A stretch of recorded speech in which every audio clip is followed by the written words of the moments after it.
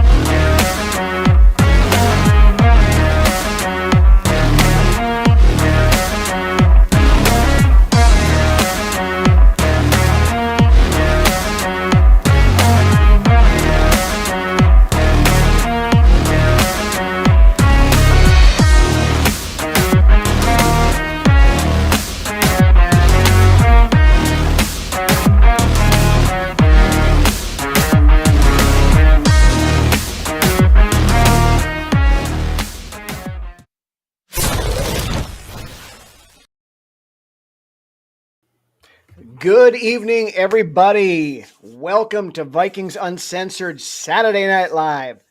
We are at the end of the first two waves of free agency, and Kwesi Adofo-Mensah has been cooking. We got a ton of new players, a ton of really good players that hit a bunch of areas of need that we're going to hit here tonight. And then we'll bid a final adieu to some of the guys who have moved on. And, of course, we'll have to probably address the elephant in the room at the end of the show here, too, but we'll wait on that one for a while. With that, good evening, everybody in the chat. Ant, Norspheus, Pantheon, Skull for Life, Nick, Doc Proto, Disgusting Act, Jer, everybody. Jer, shut the hell up or I will boot you from this show. Gary Balster, good evening. We are here, we are live, and we are having some fun tonight. So it's kind of funny. I remember, sitting here on Monday. Oops, 61869. Yeah, I like that. We're gonna talk about him later, but I'm gonna put that up there just because I like that one. Got a kick out of it, Monday when legal tampering started. Viking social media was losing its ever-loving freaking mind. Patience, because we weren't doing anything. Yeah. And then lo and behold, about that evening, I think it was like 8, 9 o'clock was about the first signings, and then it was just boom, boom, boom, boom, boom, boom. Yes. AJ, good evening. Don't be scared to still draft a running back. Jones won't be here forever. Yeah, we'll talk about that breaking news here. I mean, I guess we could start with the breaking news instead of burying the lead, but just about an hour ago, I suppose, hour and a half ago. Yeah. The Minnesota Vikings worked out a trade with the San Francisco 49ers for running back Jordan Mason, a guy that both Brunswick and I were real high on talking about earlier. And great pickup. Pickup. I think so too. I mean, he played really well last year in when McCaffrey was out. So great physical runner. Downhill. Has a little bit of get up and go to him. It's a great pickup. Well, he went for a Hondo against us when we played him earlier in the year. So yeah. He's imposing, I believe. Physically imposing for a defense to go up against. Yep. Gary, what was the trade? The trade was the 6th round pick that we got for Ed Ingram yesterday, which coincidentally was the 6th round pick that we gave the Texans last year to get Cam Akers. So we got that pick back, turned around, gave it to San Francisco, and one of our 5th round picks this year for Jordan Mason and one of their 6th round picks. So we moved back in the draft 1 round, gained a very good running back, and gave up that 6th round pick that we absolutely do not want, apparently, because it's been tossed around like a hot potato. Yeah, we'll go with the potato. I was thinking of something else, but that's a little more lewd. And it's not. uh, but yeah, so it was a great deal. Yeah, Skull for life. Good evening. Yeah, Mason 5.2 yards per carry. Yeah, the guy's got some juice to him. Yes, I'm excited. This might be up there with one of the top three pickups so far this offseason. I'm not going to know that if I'm going to go that far, but I really like the deal. I mean, we've talked about Jordan Mason multiple times, and he's a Yep. kid I have really liked. And, like I said, last year played really well when in place of Christian McCaffrey. So, yeah, so that's a great signing, of course. And the running back room, as it sits, is probably fairly well set. Aaron Jones, of course, signing a 2-year extension. Passed around more. Yeah, that was kind of something like I was going to go with Northfius, but we'll go with that and just leave it there. Dan still wants a DT and a running back. Thing of it is now, I mean, Well, yeah, we've done enough that we can go holes. whoever the best players are available at that position. We don't have to be locked in. Gary wants Gray Zabel. Yeah, I wouldn't be opposed to that. I'm still not sold necessarily on Blake Brandel at left guard, but we'll talk about that in a minute here too. But why don't we? Yeah, I I saw a trade first, so I didn't feel quite so concerned about it. But yeah, I know, Sarah. That's of course we've all been listening about that for the last God knows too many days. But let's get started talking about the guys that we have brought in so far. The biggest first couple of names, of course, and this came out right away that the Vikings were talking to this guy, defensive tackle Jonathan Allen from the Washington Commanders, signed a 3-year, $60 million deal.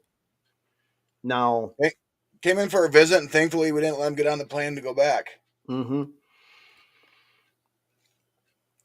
Now he is coming off a pectoral injury last year, but and he is 30 years old, so I would say that 3 years is probably going to take him close to the end of his career. Yeah, that's another name I'm still looking at out there too. But Jonathan, I mean, we had interest in Jonathan Allen last year before the trade deadline and couldn't get a deal done ahead of time. So not really surprising that they made a push for him. Right. But that was one of the guys. That was one of the splash guys I was hoping we'd pick up before last week. I mean, we were talking Milton Williams, of course, was the number one guy that went out there, but he got, what was it, 26, I think, a year or something like that. You got a nice paycheck. Yeah, so I mean, 3 years and 20 for a 30-year-old Jonathan Allen is a lot of money. But if he can play like he has in the past, it's a great pickup. And then, not to be outdone, another defensive tackle brought in, Javon Hargrave from San Francisco. This one we had to wait until Wednesday before because they hadn't officially released him, and they couldn't until the start of the league year. They gave him a 2-year, $30 million deal, so 15 a year there. He's also coming off of an injury. He had a tricep injury at the end of the year, so yeah, that's kind of the ongoing theme here with some of these guys that we picked up. But Hargrave is another guy. I mean, very good player. A guy I was kind of had my eye on that we were maybe hoping to look at. A little long in the tooth, but is still getting it done at a high level. Yeah, and we went from having Jonathan Bullard, Jerry Tillery, and Harrison Phillips as our starting front three to Jonathan Allen, Javon Hargrave, and Harrison Phillips. So I think that is a significant upgrade in a matter of a day and a half there. So, well, yeah, that it's surprising what a decent cap situation can do for you, especially when you need to address these guys in the trenches on a serious level. And that's the thing, that this is the first time in the last 7 years probably that we've had this kind of cap. And the thing of it is, we've signed all these guys, and we got 15 of them that we'll talk about here tonight. We still have like $32 million in cap space this year. Yeah. Plenty of money to go out and get a couple more signs. So, there's a lot of, for everybody bitches about Kwesi and his drafts and stuff. But you got it. The guy has done an absolute masterclass the last 2 years in free agency. Yeah. Discussing act. Philly proved you can't have enough. Anybody named Harrison's a good player. Pantheon, absolutely. Allen's 30, Hargrave's 32. Yeah, so like I said, they're a little longer in the tooth, but if we can get another couple of years out of them, then by all means. AJ, yeah, he is still out there. He's a guy. I had heard that he was close to signing with Buffalo a couple days ago, but nothing ever came out of that. So he is still available, and he is a guy that I would be interested in. Yeah, absolutely, and still really young. Yep.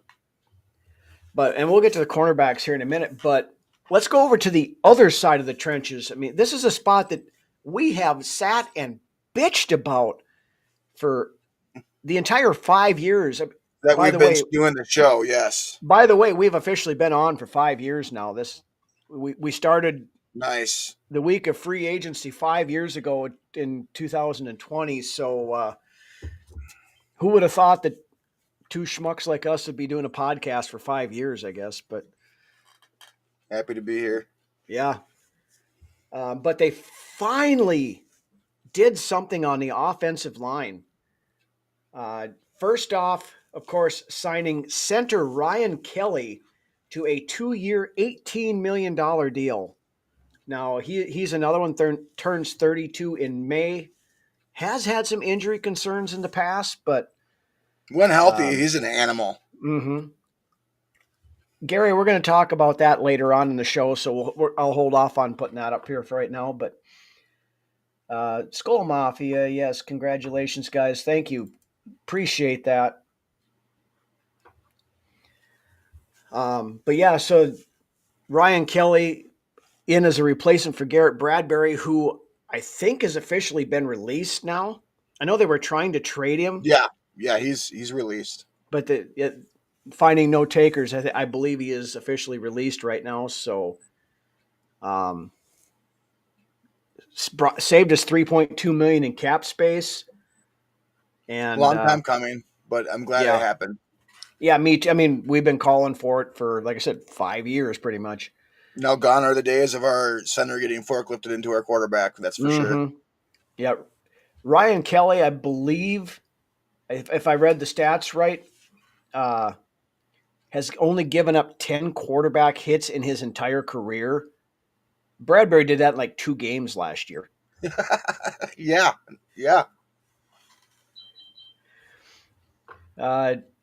Jer's not up. The running joke with the Pantheon is always Jeff Dugan. It's just been a running gag that him and I have had for probably 10 years. So that's what the calls for Jeff Dugan is.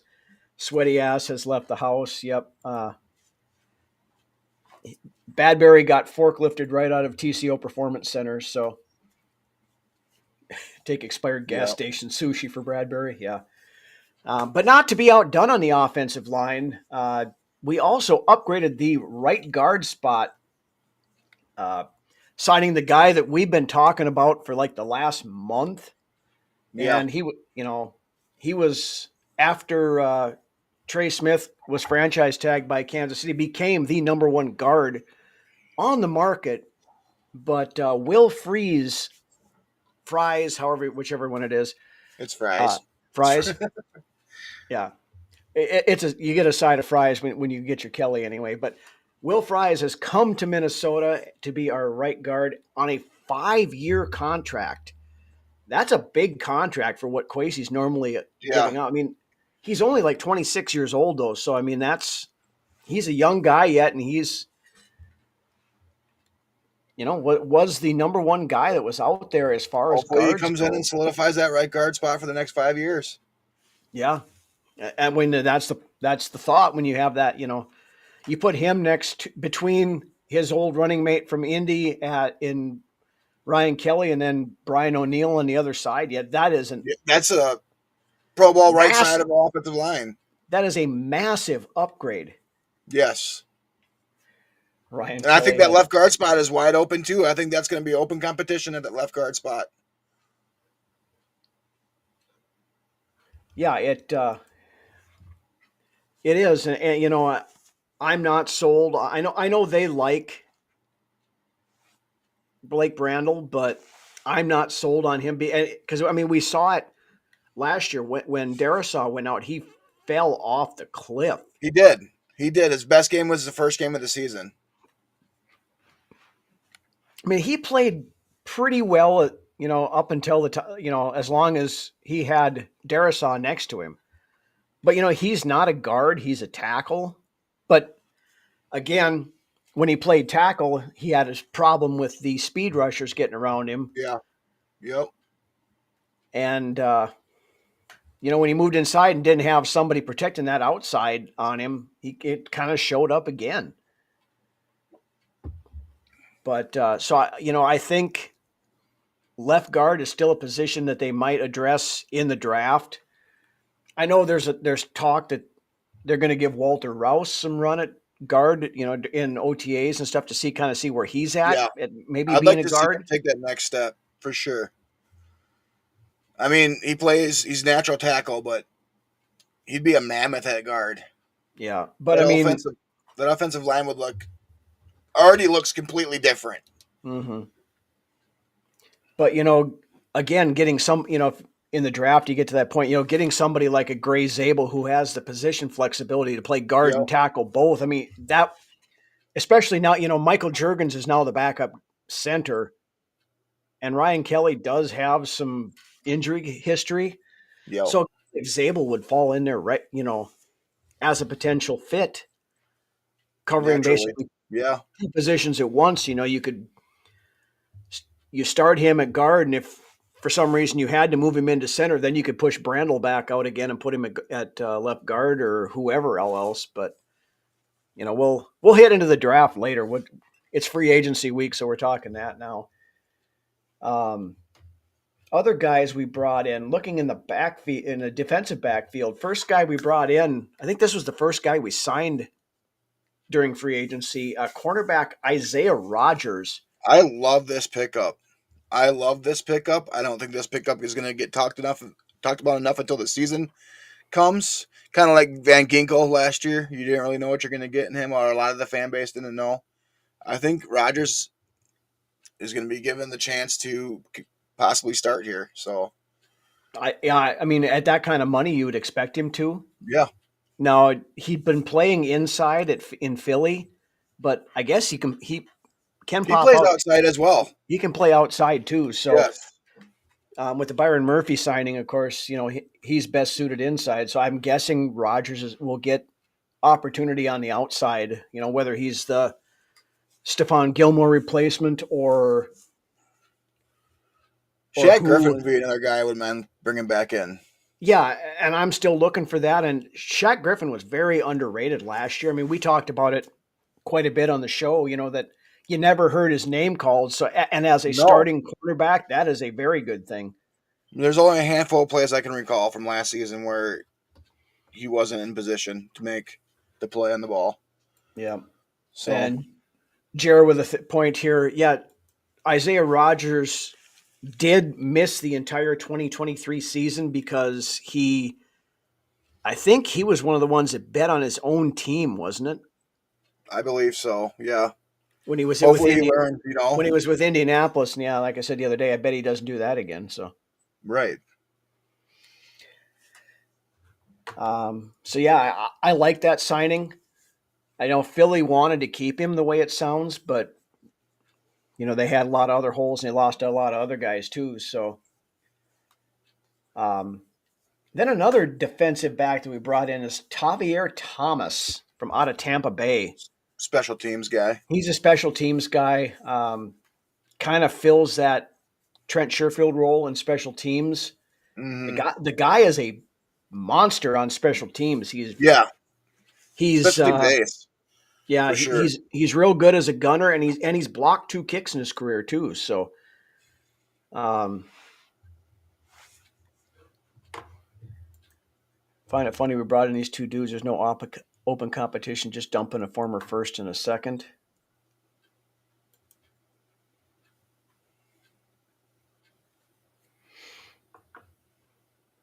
I've seen enough out of Garrett Bradbury and enough out of Edgar Ingram to know that. Yeah, Ingram. You expected Ingram to get better, and he didn't. I think, if anything, I think he might. He would. He'd have that. He'd have that little bump in the mid at a certain point of the season where he's like, okay, this guy's getting it now. Yeah. And then he'd come back the next year, and it's just like he forgot everything he learned the year before. And as far as Garrett Bradbury goes, yeah, we've seen enough out of him that we don't need a competition against him. It's Ryan Kelly is night and day better than Garrett Bradbury, even at 32 years old. So I agree. Then a couple other guys here. We signed another secondary guy. We signed. This is probably the biggest signing of the week. We signed safety Bubba Bolden. Best one of the week. Had never heard of the guy until we signed him. Apparently, he's a UFL guy that they tried out just randomly on a workout during the week here, just to kind of. I don't know if they were kind of doing it just to troll everybody on the second day of free agency. We're just going to throw some no-name guy in here, or what it was, but. He's a camp body anyway. We got to get that roster up to 90 by camp anyway. So, beyond that, one other offensive line guy that I missed here on my list, offensive tackle Justin School. Great depth piece right here. Mm-hmm. Great pickup. And he's taking over for Questenberry, basically. Yep, he's your new David Questenberry, and depending upon if Christian Darisaw is ready to go by the start of the season, he might be your starting left tackle week 1. Yeah, and he's much younger. I mean, we got younger there at that swing tackle. Mm-hmm. School's what? He's in that 26, 27 range too, somewhere in there like that, isn't he? Yep. Yeah, and I mean, I've heard. I didn't really know much about him, but I've heard good things about him the last couple of days here when I'm looking at him. Yeah, Ant says he was decent down in Tampa. Yeah, he's it's not a guy that's going to be a full-time starter. He's like you said, he's the new Questenberry. I don't expect them to re-sign Questenberry now, but no. No more Questenberry on, right? Queefenberry. Okay. Oh boy, who else do we got on the? Meanwhile, back at the ranch, he should change his name to Skull. I've actually seen that quite a couple of people on Twitter X are saying his new name is now Justin Skull. So, Quest is like 35. Yeah, he's up there in age. So yeah, you're getting like probably 8 years younger for quite a bit younger. Yes. Yeah. One other guy, we have a little bit of a homecoming here. The former linebacker played his first 4 years here. Eric Wilson's coming back. Nice. Yeah, I was always a fan. Always been a fan of Wilson. Of course, he's an inside backer. He played when we ran the 4-3. Has he been here since KOC's been the coach, or did we get rid of him the year before? No, it was the year before. Yeah. Dave, good evening. Rondale Moore's knee didn't hold up. I haven't heard on that one, AJ. I know they brought him in yesterday for a visit. He was actually here, but have not heard a thing on that since. They said he got here about 3:00 yesterday, and I wouldn't be surprised to see a signing. Maybe just taking the weekend and thinking things over and that kind of stuff. But he would be a upgrade from Brandon Powell at the punt returner and wide receiver 4. So I know the Vikings were interested in Cooper Kupp, but he got Yeah. 15 million. He got 15 million a year from Seattle, and that was more money than the Vikings were willing to spend. And I wouldn't have spent that kind of money on a wide receiver 3 either. So yes, Joseph, we are well aware of that.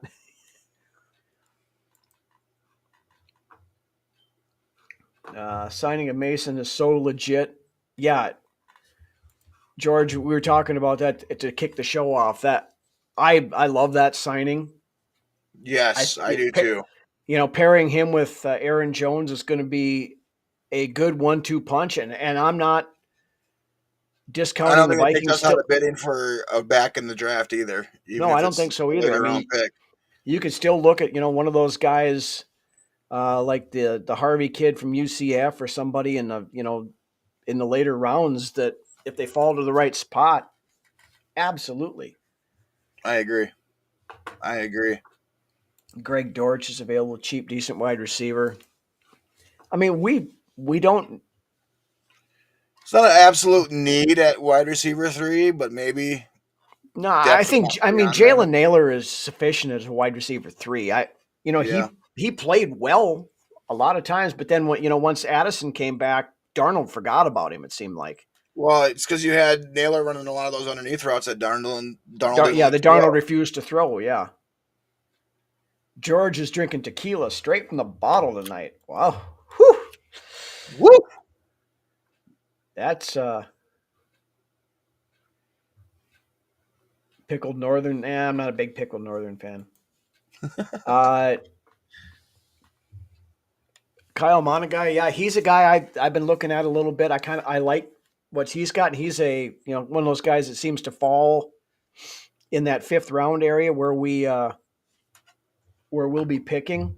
I've hit him in a couple of mock drafts I've been doing here the last few days after the first wave of free agency is over. So yeah, he's definitely a guy to look at.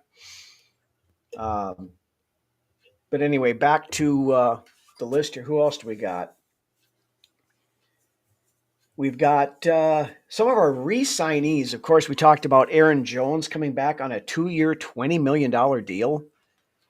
A little bit more than I thought he was going to get, but Yeah, I agree. I mean, 2 years for Aaron Jones probably puts him close to that. He said he would like to finish his career as a Viking. That maybe gets him pretty close to that. Norsevius is drinking Grain Belt. We're having Pickled Northern. We're having all kinds of cool stuff in the chat. I got this. If anybody hasn't tried this out, Hard Mountain Dew Code Red. It's actually pretty good, like 5% alcohol, something like that. But I found it at the liquor store the other day, so I figured I'd give it a shot. But on to again Yum. more. What's that? I said yum yum yum yum yum yum yum yum yum yum. Yeah. Otherwise, new re-signees. The big one, and I honestly didn't think he was going to come back. I thought he would get about this. This is what Spotrac had him at ahead of time, but I figured he'd get it someplace else. Byron Murphy Jr. coming back on a 3-year, $66 million contract.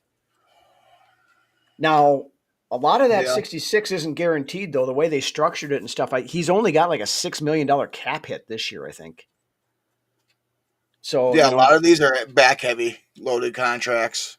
Yeah, but that back heavy stuff's not guaranteed. So if we get to the point where, we need to make a decision, they can be dropped and it's not going to kill us in the cap. So Purple Thunder Mountain Dew, I haven't seen that in a hard version yet, Nick. I don't drink regular soda anymore, but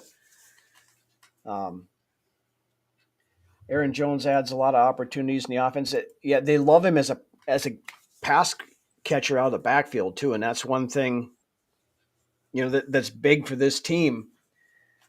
Norsevius is better Murphy than Bynum. Bynum didn't quite get, I think what he wanted, but I don't think Vikings decided they couldn't bring them both back, so they decided safeties are easier to replace, I guess, than cornerbacks. But that being said about safeties, the guy that's what? I think Theo Jackson's been the answer all along there at Yeah, safety going into. and he was the first guy I was going to bring up here. Theo Jackson actually re-signed before the start of free agency, but he signed for a 2-year. What is it? I think he's get was it 8.6? I think I typoed this as I have 2 years 2.6, but I think it was I think it was 8. I think it was Yeah. eight a year, which kind of was a sign that Very Josh Metellus, like the same route that we kind of went with him. mm-hmm. And Theo has played really well in the spot duty that he's had up to this point. So we've kind of always thought that he was going to be that heir apparent. We thought it was going to be to Harrison Smith, but apparently it ended up being to Cam Bynum. With that, also the OG, the guy that's been here since 2012, Harrison Smith did a redo of his deal. Technically, he was going to be a free agent. He had some dead money in the stuff, but took less money one more time to come back for one last go, signing a 1-year, $10 million contract. Harrison Smith just showing exactly. I mean, this guy has been the ultimate Viking his entire career. And people want to talk about how old he is, but as I've said before, he hasn't been a liability. No, at 35 last year, he played pretty well. Is he the same Harrison Smith he was 7-8 years ago? No, he's not.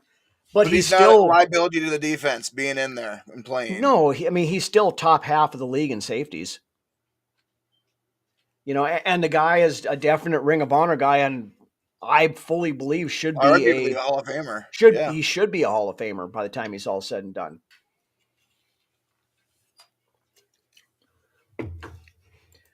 George is stoked for the upcoming season. Live only 3 miles to Levi's, where the Vikings represent the NFC in 2026 Super Bowl. I love the way you're talking on that, George.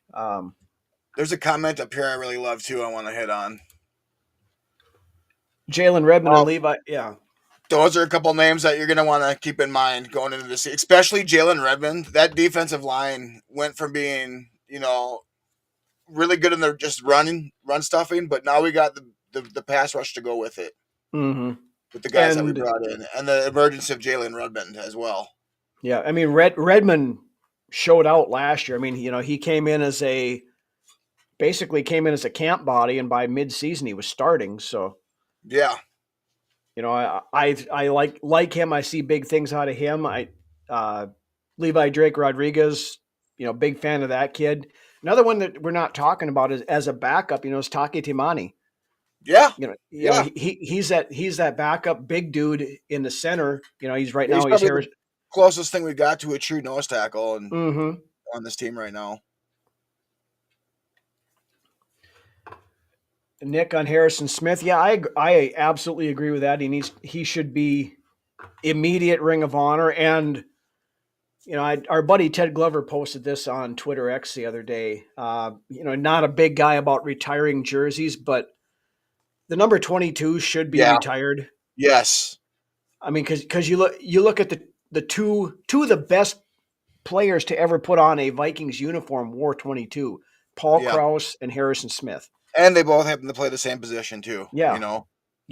And Harrison Smith has been the best safety that this team has had since Paul Krause. And we've had a lot of good safeties over the years. You're absolutely right, yeah.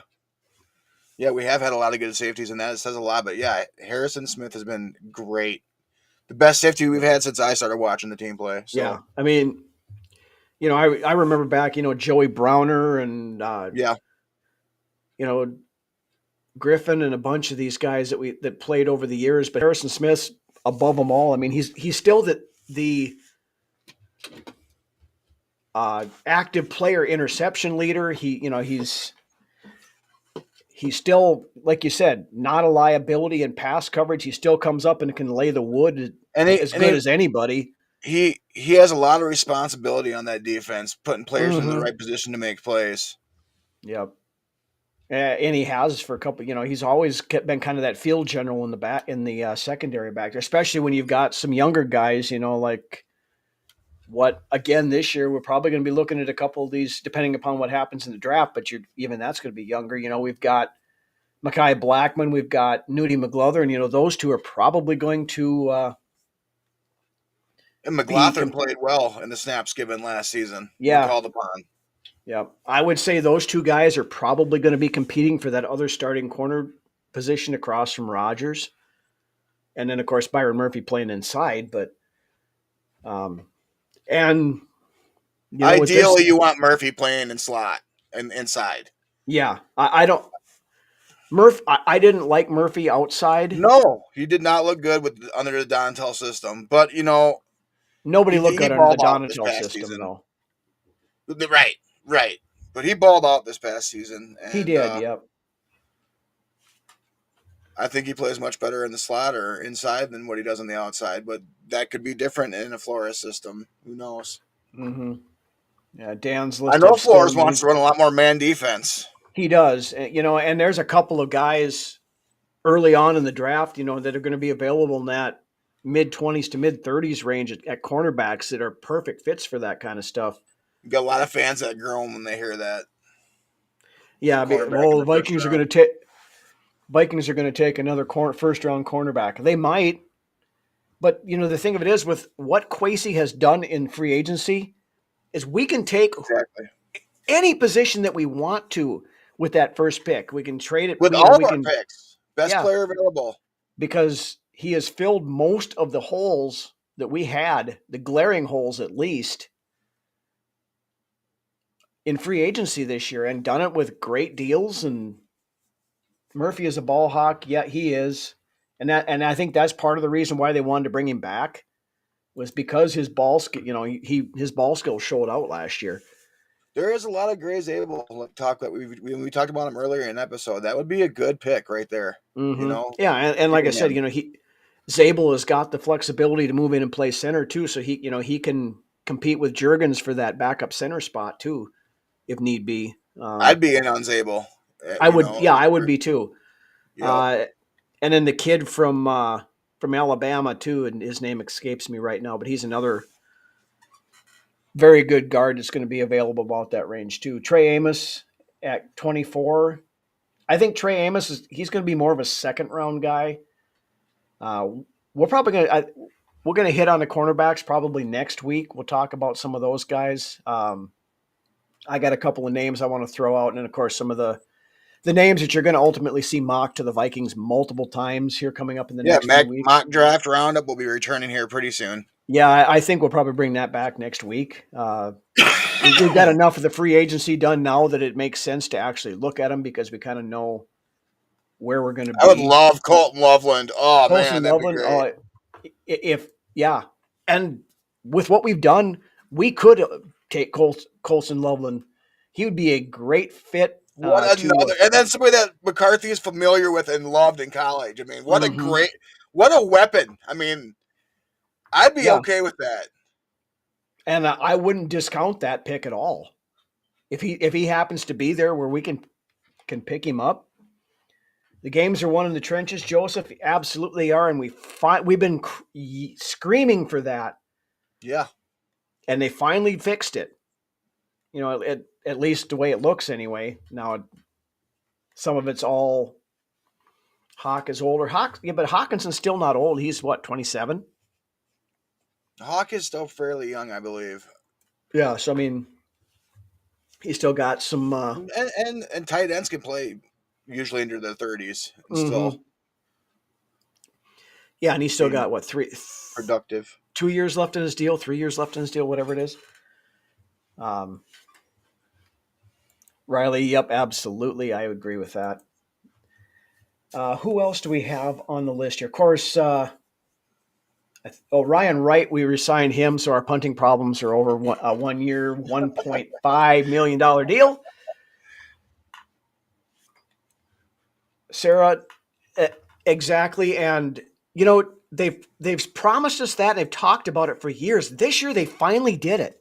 It's because we finally had the fucking salary. We finally had money to do it. Yeah, and that's just it. Do we have anybody else on the list? Theo Jackson, we talked about. Aaron Jones, Byron Murphy, Harrison Smith, Ryan Wright. Yeah, we talked about the Rondale Moore thing. We brought him in for a visit yesterday. Have not heard anything. Hawks 27. Okay, thanks, Dave. Yeah, the Jordan Mason deal. We kicked the show off with that. That basically wraps up the guys that we have either re-signed or brought back. Like I said, total of like 15 players. Mm-hmm. Now we look at some of the departures, the guys who, as our buddy Drew Bunting said, here's your $3,000. Oh, I bet, George. I bid you in right a due. Here. Niners fans must be pissed. I would be. Yeah. I would be. Starting off, of course, the big one, Sam Darnold signing like we said, he was going to probably get a Baker Mayfield style contract, 3 years, $100 million to play for the Seattle Seahawks. Of course, after Seattle had traded Geno Smith to the Raiders to reunite him with Pete Carroll, I think Darnold gets like $37 million this year, and then it tails off after that. But good for Sam. I mean, he got a deal. About, it wasn't probably what he could have gotten had he not shit the bed those last 2 games, but about where we figured he was going to get. And it goes right out. Cup. What's that? Yeah. And then they picked up Cooper Kupp for him too there. But, for all the people who were out there screaming that the Vikings need to tag and trade Sam Darnold, this is why you don't tag and trade Sam Darnold. Right. Because the market was not there for a $41 million guaranteed contract plus draft compensation. So, best of luck to Sam. I hope he does well there, of course, unless he's playing us. He's going to have weapons there. He's got Cooper Kupp now. He's got they brought in somebody else. Yeah, Smith and Jigba. I mean, yeah, he was there before, and then I thought they brought in somebody else too for him, but Darnold is Ron Howard with a decent arm. Opie. Okay, and you say a lot of stupid shit, my friend, but that's a good one. I will give you that one right there. Then the next one we talked about, we briefly touched on this. Grant at 24, Dan. Yes, give me Grant at 24. Yeah. I would love that. Yeah, that guy would be the monster in the middle that would. Could be the heir apparent to Harrison Phillips.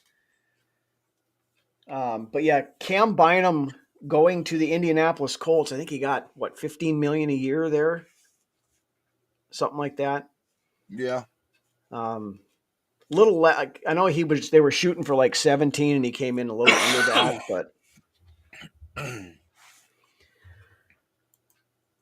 thought for sure we could trick someone into giving us a top 50 pick. Nah, we can never get that lucky. No. I mean, like I said, if he hadn't shit the bed the last couple of games, yeah, I think then you could have. But, for all the good Darnold did throughout the year to rid himself of that Jets and Panthers stench, it got dumped back on him again with a fire hose those last 2 games. It did.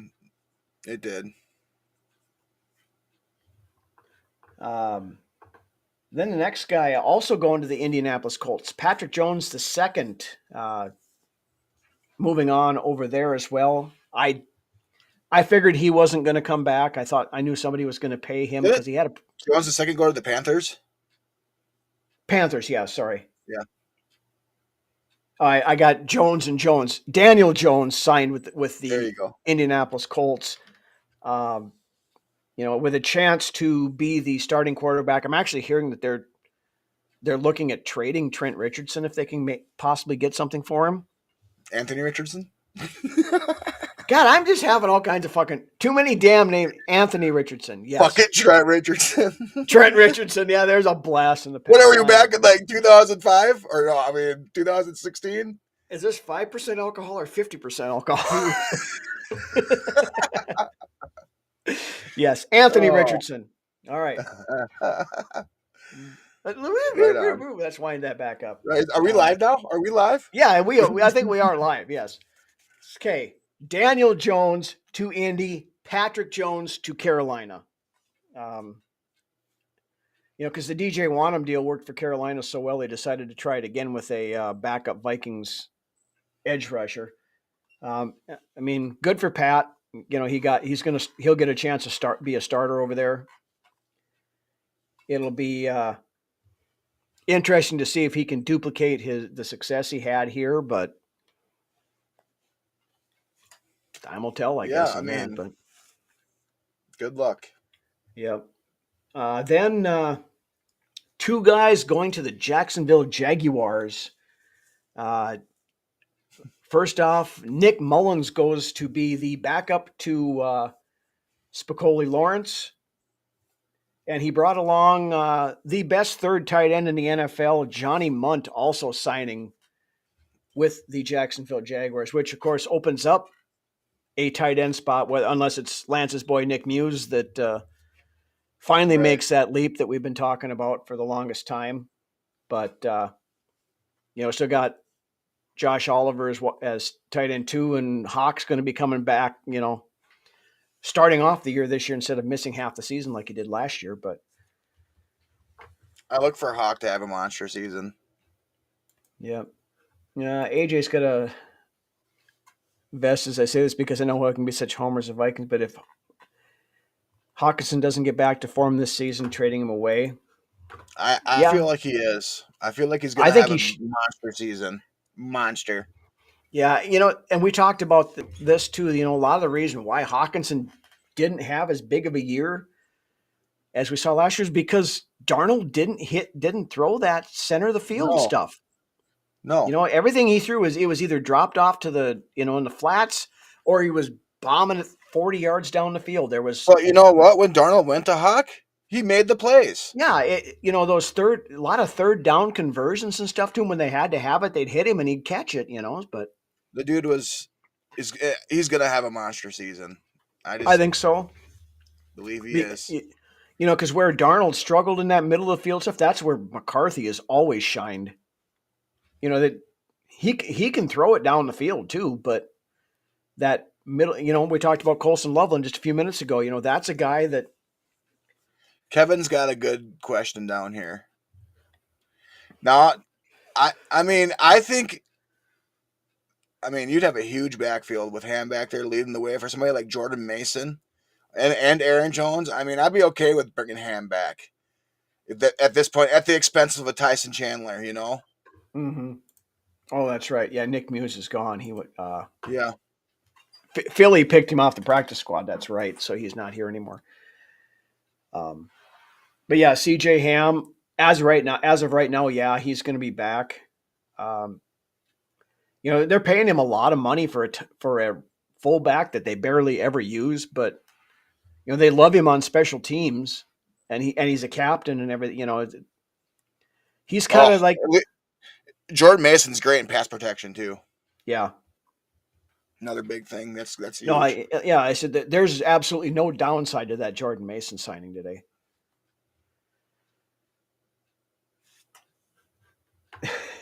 If I had the money Mark Davis has, I wouldn't care about my hair either. Yeah. Lloyd Christmas? Yeah. Guy we should have kept is Tristan Jackson. Yeah, he was on the practice squad.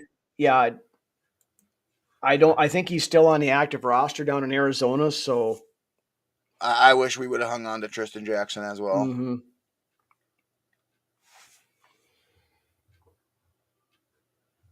Ham, do we ever use him to his full potential? No, we don't. They'll use him as a pass catcher. He's good as a pass catcher, but they hardly, some of those short yardage plays where we were having trouble last year, they should have utilized Ham more in those situations. They should have. I was calling for it all season. You can't just bring him in for the same thing over and over. When they know they're not going to hand the ball off to CJ Ham, they know what's going to come. A pass play. Yeah, but you actually handed off to him a few times. That's what I'm saying. That's what I said for sure. It caught him off guard because they never did it.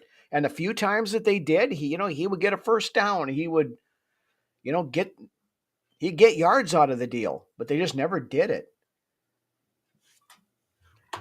Yeah, George, we've been calling him that for years already, but yes, we will continue to do so because you look at him, he looks like old Lloyd Christmas. Same exact freaking haircut. So you're saying there's a chance. Yes, we are saying there's a chance.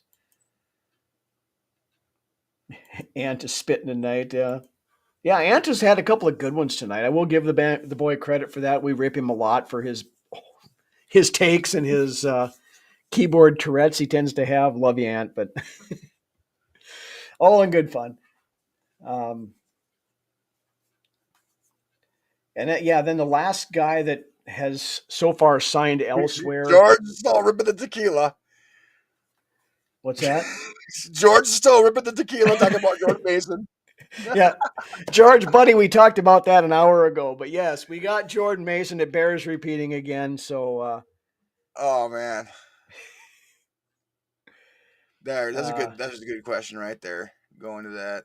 Yep, that's the perfect lead into our final segment. The quarterback situation, of course, all the frickin' buzz and the rumors this past week is about he who probably should not be named, coming to the Vikings. One Aaron Rodgers. So dumb. It's so dumb. It's absolutely idiotic. Rhino. It's like I had mentioned this to you the other day. I believe it's Herschel Walker type. I know people don't like when you say that name around here, but it's Herschel Walker type of level of stupidity, if you ask me. It could set back this organization years, bringing in Aaron Rodgers and then having. I mean, what does that tell your rookie quarterback or your young quarterback? Yeah, I mean, now McCarthy is he's a fan of Aaron Rodgers, I guess, but yeah, it would piss me off to no end if they drafted me number 10 overall and then we're going to throw you back on the sidelines again because we're going to bring in washed up 41-year-old guy. Yeah, Dave, I agree. It's not going to happen. To me, my thought about this whole thing, Aaron Rodgers has been a free agent for several days now officially. If the Vikings truly wanted him, he would be a Viking right now. Yeah. Because, if you saw our Facebook page and on the Twitter feed here the other day, Aaron Rodgers is literally doing the whole standing outside TCO Performance Center, holding the boombox over his head right now, just begging for a chance to come play for the Vikings. And I just don't see it happening. No. I don't think it's the right decision at all. At all. And I felt the complete opposite back when we did it with Favre back in 2009. Yeah. The whole feeling inside of me was completely opposite of the way I feel about Aaron Rodgers right now coming here to this organization. Right. Because, back in 2009, we all knew that Tavares Jackson wasn't the answer. That was that lump of clay that Brad Childress thought he was such a quarterback guru that he could bring, mold into something, a fourth round guy that he could mold into the next frickin', whoever. But it's completely different scenario here. We got the guy that we picked 10th overall. And to me, if you sit JJ McCarthy to bring in 41-year-old Aaron Rodgers, that puts a massive dent in this whole Kevin O'Connell is the quarterback whisperer narrative. Because if he doesn't believe in the guy they picked 10th overall to start this year, what does that say? I agree 100%. Now, JJ McCarthy is going to be the starting quarterback for the Minnesota Vikings, barring another injury. Yeah. Aaron Rodgers is now. Aaron Rodgers is not going to come here. There are still other good backup quarterbacks. I've been looking at this afternoon some. Cooper Rush is out there. Yeah. He's played well in that shit show down in Dallas, over the years when Dak Prescott inevitably gets hurt. He's good enough to keep the team afloat and pushing, around that wild card range. That's the kind of guy that you want who can come in and win a game or two. He's got starting experience. He's been around for a while. You know, that's the kind of guy that you want as a backup, most likely, to a young quarterback. A couple other guys that are out there, you know, Joe Flacco, he's actually a year younger than Aaron Rodgers. And, you know, here again, a couple years ago, he played lights freaking out Yeah. late in the For the year Browns. Yeah. for the Browns. I'd be okay with bringing in Flacco. Yep. Another guy who didn't play last year kind of sat out. Ryan Tannehill, I've heard that name pushed around a little bit. You know, and then there's some young guys too. You know, somebody brought up Trey Lance earlier this year. Now, I'm not necessarily on board for that because I think you do want to have a guy with some experience that can help some of these young guys. Right. But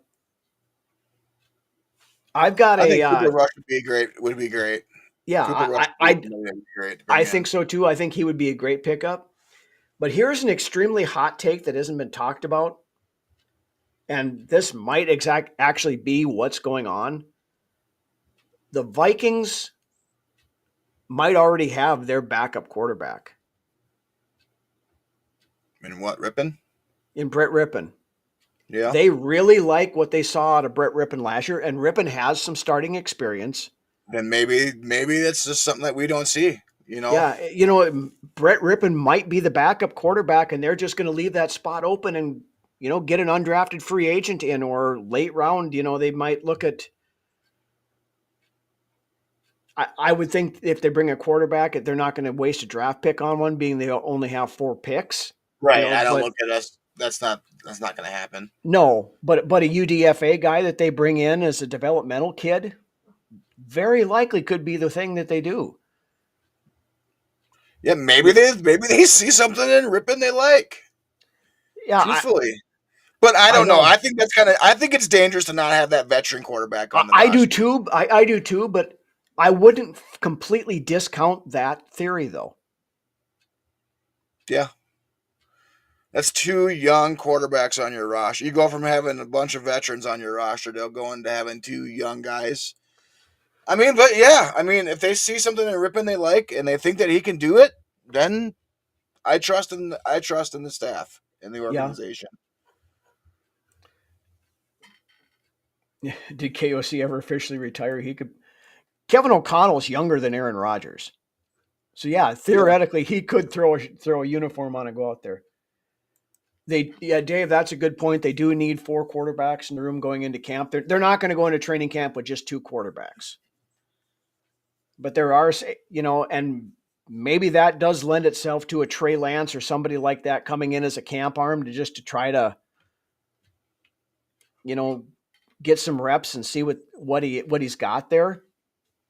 But I still think that they are going to Yogi. Good evening, buddy. Greedy, go get Will. I think you go get Hernandez. You plug him in for the competition at left guard right away. Yeah, Fries is the right guard. That's what he played in Indy. That's what he's going to play here. I mean, he said for depth, you know, for right depth. Yeah. I think Hernandez has the ability to compete for a starting. Would have the ability to compete for a starting spot here at left guard. Yeah. I still remember the whole, you know, there was a lot of us that were pulling for Will Hernandez back when he got drafted. I was one of those people. Yeah, I was too. But, you know, Spielman told us at the time when, you know, that there was the outcry why we didn't take him was that he didn't fit our system. So maybe he fits the system now. I don't know that. But kind of the running joke we've always been talking about. Our buddy Drew mentioned that to him. You get him to laugh every time. But yeah, I mean, as far as the quarterback situation goes, I saw Benjamin Albright from ESPN came out this afternoon, this evening, whatever it was, and he said, "Let me be blunt on this. The Vikings don't have interest in Aaron Rodgers. He's not coming to Minnesota." Good. Really the only one that's pushing this narrative is The Athletic and Diana Rossini. Yeah. But yeah. You know, she also is with I think she has some sort of deal with CAA, who is Aaron Rodgers' agent, who is also the agent for Sam Darnold, you know, and she was pushing the narrative. the whole time, I don't think the interest has been coming from us to Aaron Rodgers. I think the Rodgers interest has been coming to. It's been the whole thing. Rodgers wants to come here, Yeah. and he's trying to convince the organization to sign him. Yeah. But that, and that was the thing. Rossini came out, said, oh, yeah, she talked to Kevin O'Connell on the red carpet at the NFL Honors thing.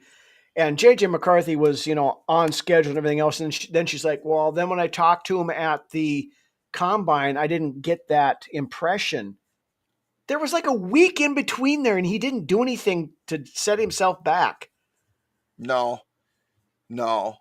And and this is the thing right here. If the Vikings were at all concerned about JJ McCarthy's injury and him not being ready for the start of the season, they would have re-signed Sam Darnold.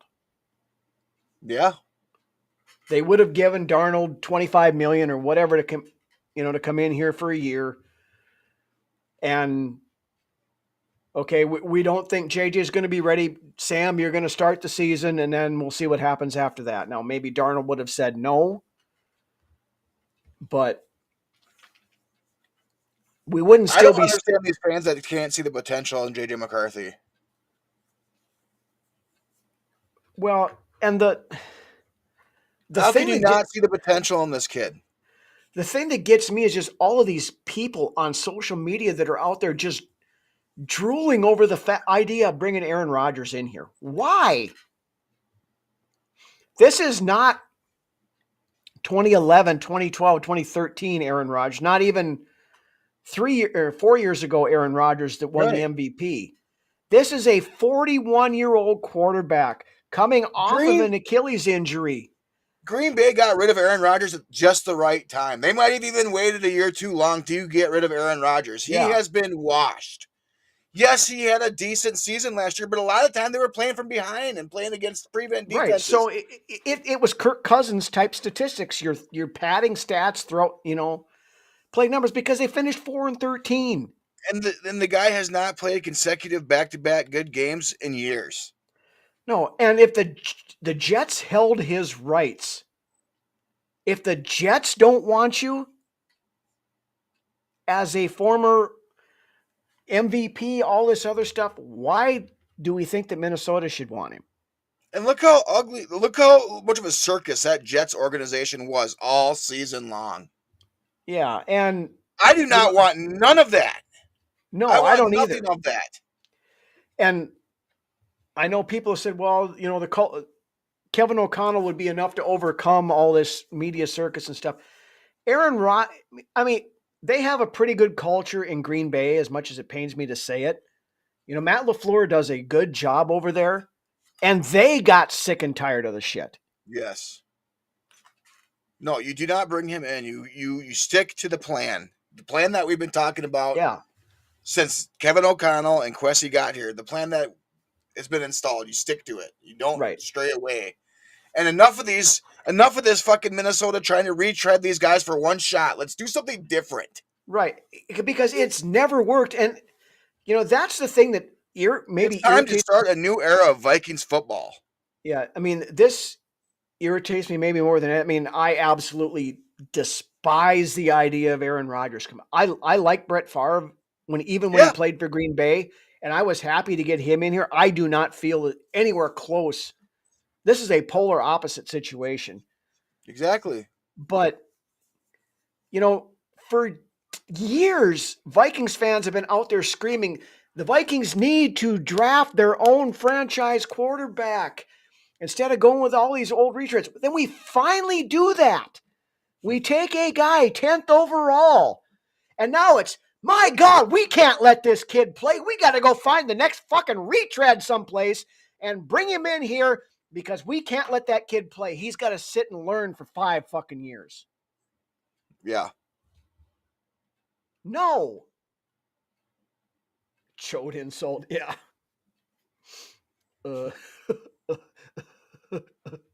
He said chode.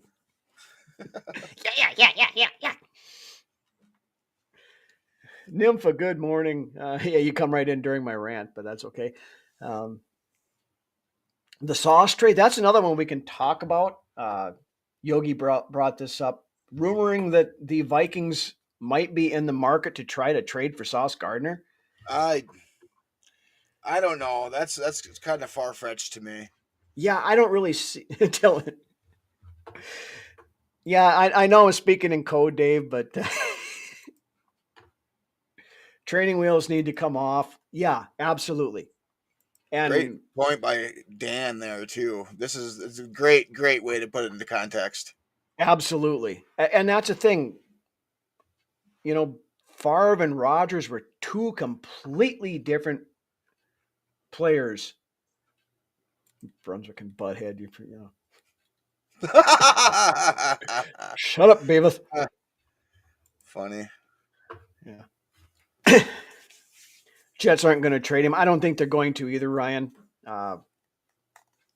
It's a cool thought, but you know the trades I've seen don't see it happening. is they're trading Jordan Addison for Sauce Gardner. If you've got a young kid in here, JJ McCarthy, you don't want to give away his weapons. I couldn't tell you the last time that we went out and did this in free agency like we have, and this is the way we've just nailed it. We are top of the league right now as far as in going out and bringing in guys, to make an impact on this team for next season. Yeah. I couldn't tell you the last time I sat and watched the Vikings offseason, the last two off seasons, but this offseason might even have outdid last offseason as far as free agency goes. Well, yeah, and I mean, I'm used to going out and getting these guys that you're kind of scratching your head out, like, who is that? Well, we actually went out and got top tier guys. Yeah, free agency for once. the last 2 or 3 years of the Spielman era, and even like the first year of the Kwesi era. Yeah, our main signings were Tavier Thomas and Eric Wilson and Justin exactly. School. Yes, you're on the same page as me here. You get it. And those guys are depth pieces that we're bringing in now because we're signing the Jonathan Allens, Javon Hargraves, Will Fries, and I like the Murphy's, mixture of Ryan youth. Killies. I like the mixture of youth and veteran. What the mixture of the roster is right now. Mm-hmm. And that's the thing, with especially on the offensive line side of things, is and I've talked about this before. I'm not really in that boat of go draft a guy and throw him in there right away, especially guards. It seems like the guards take a couple of years to develop. So you fix that with somebody who's proven, which we did with Fries and Kelly. And then you can go get a Gray Zabel or somebody else like that and maybe plug them in one spot, or they sit for a year and develop behind these guys. And you build that depth because some fans can't comprehend the whole developing process of these players. No, because, well, to be fair, we haven't done that for a long time because Spielman was so bad at it that we would overpay for contracts for the veterans that we had coming off their second and third deals, guys that and then kick the can down the road until he would sign a 29, 30-year-old guy to a big contract that at 28 he was worth. By the time he hit 30, he wasn't, and we had all of that cap money there that was just killing us. Right. Yeah, that's a big thing there, Norsefius, that Sauce is going to want a shit ton of money, and he's going to command it, and he's going to deserve it. We're better off if you're going to do that to go draft a corner in the first or second round, depending upon where we move with that 24th pick, and you got a guy for 5 years or 4 years. You look like you want to say something down there. No, you're right, though. With all about all of that. Yeah. Ryan with a great point here. Yeah. Absolutely. Absolutely. But so, yeah, I mean, boils down to it. I don't know who's going to be QB2 this year. The Rippon thing was just kind of a hot take that I liked as I was going through my, some quarterback looking just to see who was available, this afternoon. It's a possibility. I wouldn't discount it. I don't think it's probably the main plan, but No, I don't think so either. I think you need to have a veteran guy in that quarterback room, to be Yeah, honest. I think we all wanted Gardner Minshew. He is signed elsewhere, so he's off the board. But I think a Joe Flacco type, a Ryan Tannehill type, and like I said, I think Cooper Rush would be a very good backup in this I think system. that'd be a great pickup because he's got that experience, especially recent experience. But yeah, because Dak has been hurt. It seems like every year for misses, 5, 6, 10 games or whatever, and Cooper Rush has come in and he's played. At a starter level. Yeah, and he's used to having some good weapons down there. Not as good as what we've got. So how he played down there, if he had to play here, I would say he would at least equal, if not be better than what he was in Dallas. And he's one of those guys that can keep the team afloat if the starter has to miss a game or two. So he's a guy I would definitely keep an eye on. Yeah. I don't know. Jer, come on, I wanted Minshew. But the dream is dead on that one. I'll move on. Until he's a free agent again, then I'll bring it up one more time. But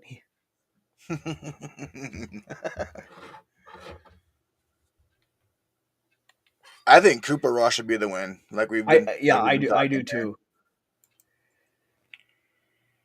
And Gardner Minshew's not a full-time starter. He's not. He's one of those guys like we're just talking about, a guy that can come in and keep your team afloat for a couple of games. I love his attitude. I love he's the epitome of a backup quarterback in this league. Yeah, I mean, him and a Jacoby Brissett, a Case Keenum, Fitzmagic, that kind of guy. He's the got epitome of a good backup quarterback. Yep. And there's nothing wrong with being a guy like that. You can have a very good, very long career. You may play for 27 of the 32 teams, but Josh you're Johnson always going type of quarterback.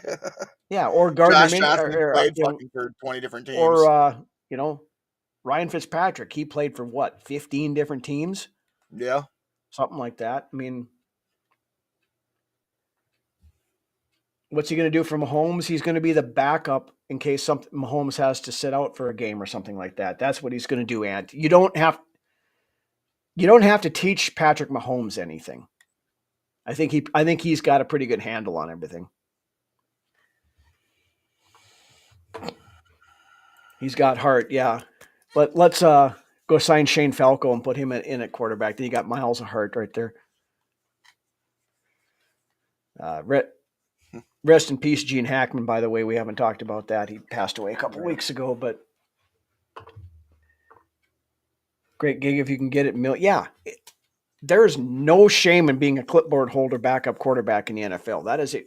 Like I said, you can have a 10, 12-year career doing that and make a couple million, $5 million a year to do it. Taylor Heineke has a good, and absolutely. A lot of these guys get their shots to start too, but then they continue to go on and be good backup quarterbacks. Mm-hmm. Yeah, Heineke, I forget where he's signed at right now, but he's a backup and he's. Yeah. Matt Moore he did play that, and a guy like Matt Moore, there again, the quintessential backup quarterback who can come in. And if you're on a good team, the backup quarterback doesn't have to do a lot to be able to keep it. Yeah, Mannion couldn't hit water falling out of a boat. Here's another one. Oops, brought this up earlier. Drew Lock. I've never been a big Drew Lock fan, but I think he's another guy that maybe could fit into that Kevin O'Connell school. Well. I think a lot of quarterbacks could do well under KOC. Yeah. I mean, it's been proven. We got the two best games in Josh Dobbs' career out of him. I mean, come on. So, yeah, Locke could be another one of those Kevin O'Connell rehabilitation clinic quarterbacks that could, could come in here and do the job too if that comes down to it. And I wouldn't cross his name off the list either, but he beat us as a matter of fact. Yeah. I mean, there's been a lot of backup quarterbacks over the years that have beat the Vikings too, but Heineke's with the Chargers. Okay. I knew he signed someplace, but I couldn't remember. Dom, good evening.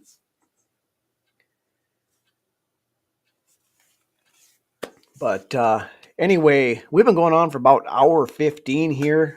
You got anything else you want to hit, Lance, before we call it a night? I think we hit everything that we pretty much needed to hit tonight. So, and then some. Yeah. All right. With that, I want to thank you guys all for joining. We've got a great crowd here tonight. We're still 60 people here, an hour and 15 minutes in. Great comments, great discussion topics in the live as always. Thank you guys from the bottom of our hearts. We really appreciate you guys joining us every week. Be back next. Will be Friday next week? Friday night next week, 9:00. We're going to start doing some draft breakdowns and mock draft roundups and all that kind of good stuff as we start looking forward to who we might be taking in the 2025 NFL draft.